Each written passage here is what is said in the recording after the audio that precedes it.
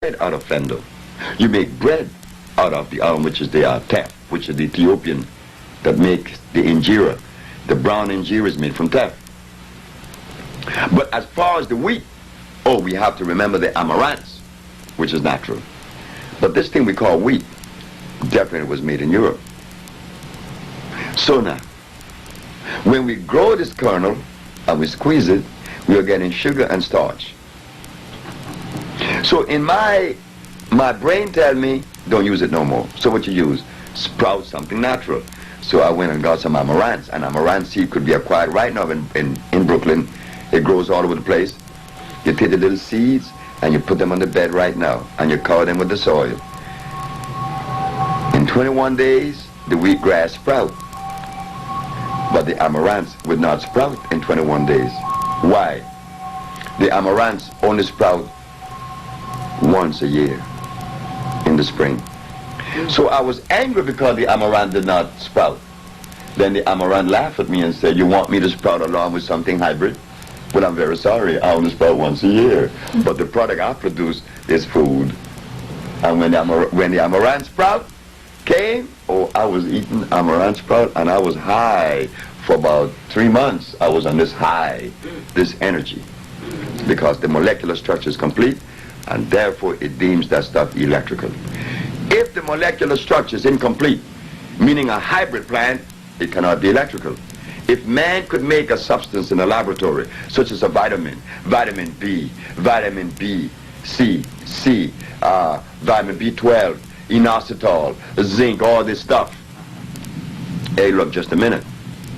How could you make in a laboratory a substance that would help me biologically or physiologically? If you could do that, and if you could really do that, then you're God. Only nature of God makes something electrical. No man could do that. I'm going to give a simple example. On the planet, minerals are expressed in two forms. One phosphate, one oxide. Meaning what? There are 142 minerals. We begin with gold, silver, opium, iron, phosphorus, iron, magnesium. They come in the form of a rock. 142 different minerals in the planet. They come in the form of a rock. But that rock also have a plant that is representative of that mineral. The plant contains gold. Gold? You may ask, well, why should it be so difficult for you to understand that? Don't you take burdock for iron? And what's the difference with iron and gold? They both are minerals. But now you have them in a plant form. Why a plant form? Because the plant, in sending its root into the soil, it converts that solid rock into a liquid digestible substance. The scientists call that process of conversion iontrophoresis. Iontrophoresis could only be accomplished by a plant, not a laboratory. You can't take a piece of rock that is iron into a laboratory and get a liquid from it that's going to be digestible, because now it becomes non-electrical. The plant makes it electrical. And when you drink it, it is pre-digested for you electrically, so that no one snow you. The minerals that the body needs cannot be found in any health food store. No vitamin C, vitamin B, vitamin A. The body is not made up of any alphabetical order. It is made up of minerals. And when those minerals have been depleted by the presence of disease, a disease ensues. So you have to replace them in a natural form, in the form of a rock or a plant.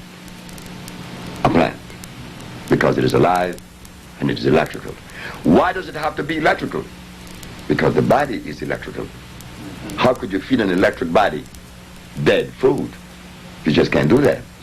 That's not consistency. Yes, sir. Yes, Dr. Sebi. So basically, when a person goes to a hospital and they're given so-called treatments, Now, basically, we know when somebody is treated for something that has nothing to do with being cured. And when you have something like the American Cancer Society, they mention nothing about curing people.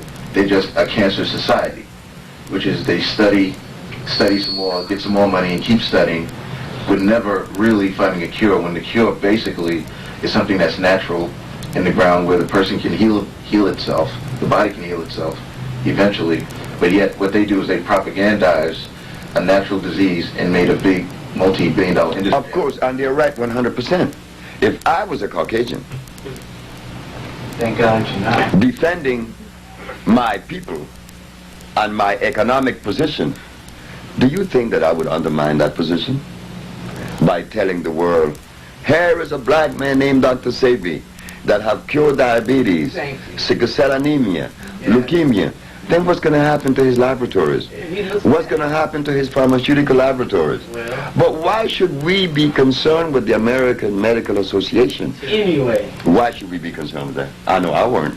And what's the name of this this medical thing that goes to Europe and spreading AIDS among our folks? What is it? What's the name of it? The World Health Organization. Yeah. World Health. Who? Yeah.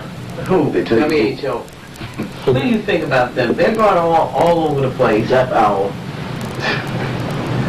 I was in Washington, D.C. in the year of 1982,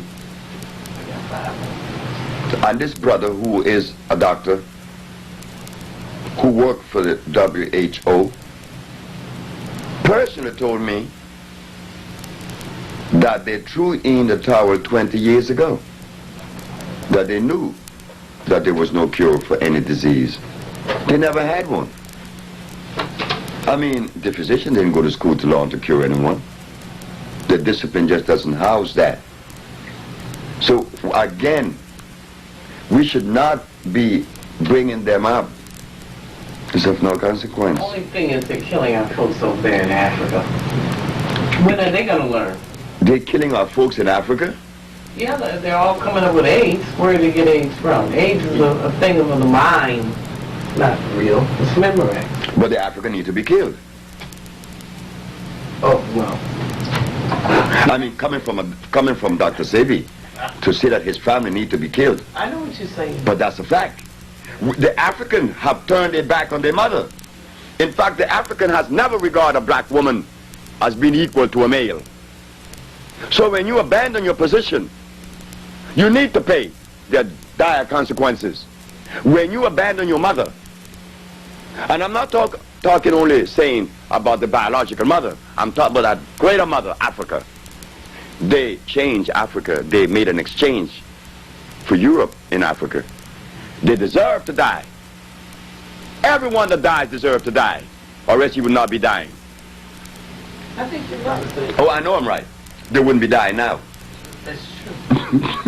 Because what is it about the 144,000 that will go and lead and whatever they're going to do? So you got to have somebody that got some sense. And it's not there.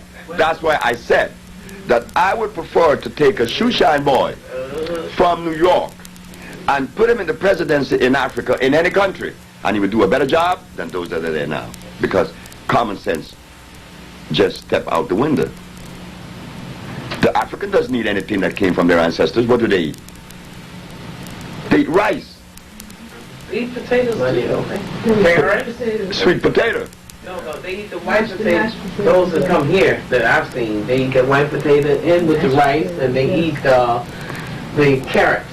Have you ever tried to put a salad bowl beside an African before you eat and see if you're going to eat the salad? Oh, he's not going to eat that. You could put a bush rat and some rice. We got room for one more question on this segment, and then we're going to continue. Yes, one last question, and I think it's very pertinent here. It seems to be the greatest thing that seems to be plaguing us at this moment, and that's AIDS, of course. Everyone knows someone who has it. I know someone who has it, and pretty much I'd like to get a roundabout viewpoint on what you feel about that. Yeah. Well, this book that you raised, if you notice carefully, AIDS. The good news is HIV doesn't cause it. Well, get to it. And under here it says Peter Duesberg. This man was the only man that made a statement